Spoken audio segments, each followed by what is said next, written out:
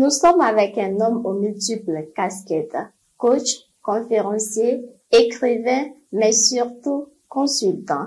Et aujourd'hui, c'est sur ce dernier rôle que nous allons nous concentrer pour comprendre comment est-ce qu'il aide les entreprises à relever leurs défis et surtout à trouver des solutions concrètes.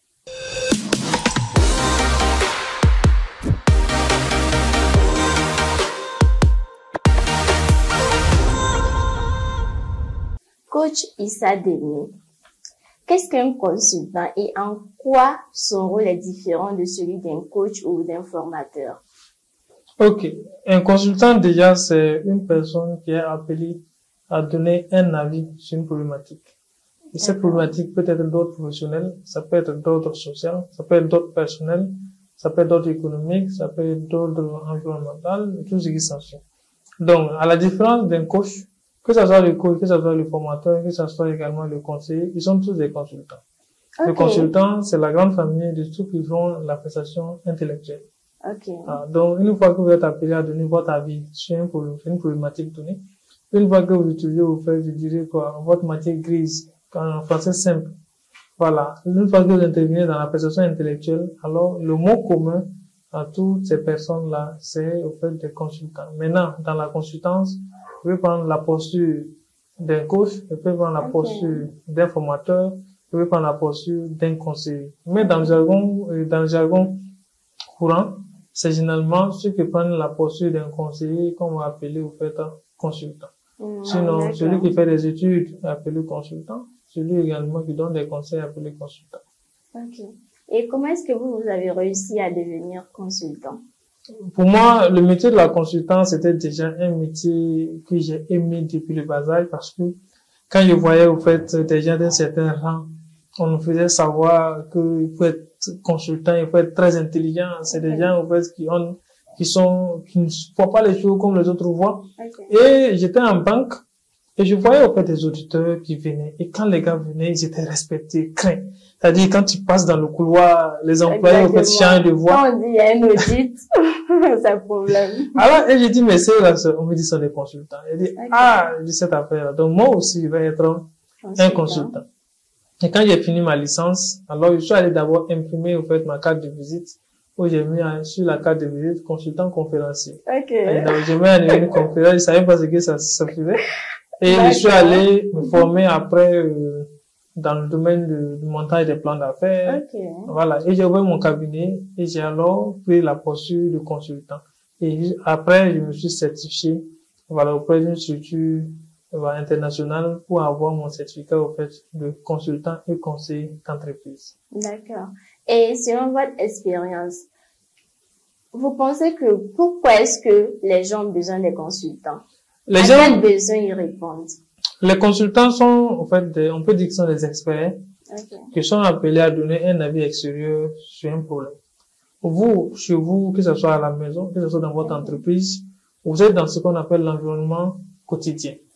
C'est-à-dire que même si vous êtes appelé à donner un avis, vous allez donner un avis subjectif, mais pas un avis objectif parce que vous êtes habitué avec vos employés, vous êtes habitué aux problèmes. Vous pouvez dire que l'entreprise est devenue comme votre zone de confort. Donc, lorsqu'il y a un problème, vous allez au fait faire une analyse, mais votre analyse sera biaisée parce que vous n'allez pas vous détacher au fait du problème. Vous allez au fait résoudre le problème en voyant dans le problème. Alors que si on appelle un consultant, le consultant vient avec un regard extérieur et arrive à détecter le problème, mais aussi les causes du problème, raison pour laquelle il peut apporter facilement une solution au problème, voilà, que ce soit personnel ou professionnel. Parce que l'avis qu'il va donner, finalement, le consultant ne vous connaît pas. Il ne connaît pas vos employés. Il va donner ce qu'on appelle un avis objectif. Et ça pourra, en fait, permettre de résoudre le problème. Un avis qui n'est pas basé sur les émotions. Sur les émotions, voilà, sur la personnalité, sur le fait d'aimer telle personne, de ne pas aimer telle personne. Alors, l'avis, en fait, lui vient faire une analyse, puis il ne connaît pas. Vous l'avez présenté une situation. Et il fait ce qu'on appelle la récolte d'informations. Et sur la base des informations qu'il récolte, il va donner alors un avis. Alors, qu'on va appeler au fait avis objectif sur le problème et ça va résoudre le problème de façon claire. D'accord. Et coach, vous donnez une formation où les gens ressortent consultants internationaux. Expliquez-nous un peu cette formation. Oui, il faut dire que depuis 2021, je certifie des consultants Notre structure, au fait, certifie des consultants où je suis l'un des formateurs, au fait, de cette session. Et l'objectif, c'est d'amener beaucoup de personnes à pouvoir être des consultants. Aujourd'hui, c'est énervant, souvent c'est choquant de voir des gens qui ont travaillé pendant 40 ans, 30 ans, 40 ans, et à la fin de la retraite, ils vont juste prendre une chaise, s'asseoir devant la maison sous un arbre, et ils attendent tranquillement la mort, sachant, en oubliant que les expériences qu'ils ont acquis durant ces 20 ans, ces 30 ans, ces 40 ans, peuvent servir au profit d'autres personnes en tant que consultants. Et c'est aussi choquant de voir des gens qui ont un master, qui ont une licence, qui ont un master, et qui ont 5 ans, 10 ans d'expérience dans un domaine précis, et qui ne comptent que sur leur propre salaire, alors qu'ils peuvent utiliser ces expériences pour créer d'autres sources de revenus. Donc, c'est ça. Ils ne savent pas que cette expérience-là peut être utilisée pour donner des avis sur des problématiques. Parce que l'expérience que vous avez peut être utilisée pour aider d'autres personnes. Donc, ils oublient qu'ils peuvent utiliser cette expérience pour valoriser leur, au fait, apporter de l'argent. Il y a d'autres aussi qui ont des formations. C'est-à-dire, ils ont fait une formation en économie, mais ils sont dans un autre domaine qui n'a pas de rapport avec l'économie. Mais la formation peut leur servir à faire des études. Et ce qu'ils viennent simplement apprendre le métier de consultant, et ça va leur permettre de créer ce qu'on appelle une autre source de revenus complémentaire. Donc, le métier de consultant, que vous soyez employé, que vous ne soyez pas employé, si vous avez de l'expérience, vous avez de l'expertise, et seulement quand on vous donne, en fait, les rudiments nécessaires, et vous allez pouvoir exercer en tant que consultant. Donc, c'est ce qui nous a révolté et nous avons décidé alors de mettre en place, au fait, ce programme de certification-là pour donner le nécessaire à toute personne qui souhaite faire valoir ses connaissances, faire valoir ses expériences, ses compétences, mais aussi avoir d'autres sources de revenus, de venir avoir les connaissances nécessaires pour pouvoir exercer maintenant en tant que consultant. D'accord, coach. Et comment est-ce qu'on peut s'inscrire à cette formation? Pour s'inscrire à cette formation, il faut simplement avoir un niveau bac plus 2. Okay. Voilà, parce que donc, vous êtes appelé à faire des analyses. Pas consultant qui veut. Non, pas qui veut, parce que, et on a bien dit des consultants internationaux.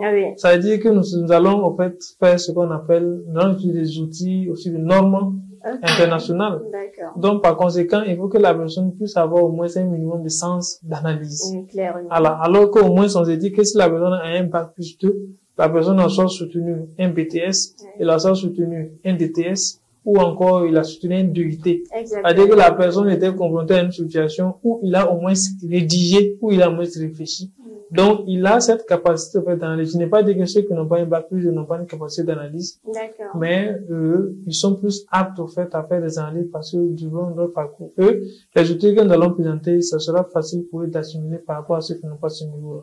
Une fois que vous avez un bac plus 2, que vous avez de l'expérience, vous n'avez pas de l'expérience, alors nous, on va vous accompagner, au fait, à pouvoir comprendre les outils, à pouvoir analyser et à pouvoir, au fait, émettre un avis, voilà, objectif sur une problématique donnée. D'accord, coach. Nous sommes au terme de cette émission. Quel conseil donnerez-vous aux entreprises qui résistent, en fait, à faire appel à un consultant? Et voilà, dit qu'il a été démontré que l'entreprise, au fait, qui se fait, voilà, il y a des statistiques qui montrent qu'une entreprise qui se fait accompagner, voilà, a un taux de service élevé par rapport à une entreprise qui ne se fait pas accompagner. Alors, il a été démontré, comme je viens de prendre les chiffres, que sur 100 entreprises créées cette année, alors, en 10 ans, il n'y a qu'une seule entreprise qui vit. Cette entreprise qui vit, c'est cette entreprise qui s'est fait accompagner. Le taux de mortalité des entreprises est élevé à cause du simple fait que ces entreprises refusent de se faire accompagner. Donc, si une entreprise refuse de se faire accompagner, cette entreprise est en train de poser des pas petit à petit vers son échec, vers sa chute, parce que personne aujourd'hui ne peut se prévaloir d'être une grande entreprise sans faire appel à un consultant. Parce que vous, à vous seul, dans un environnement fermé, vous ne pouvez pas apporter toutes les solutions à toutes les problématiques. Il faut qu'il y ait forcément un regard extérieur. Et ce regard extérieur est donné par qui? C'est par un consultant. Donc, le consultant est indispensable dans une entreprise. Et personne ne peut être aussi consultant et chômé, à moins que vous ne soyez pas compétent. Ah, comme ça, nous tous on va devenir consultants.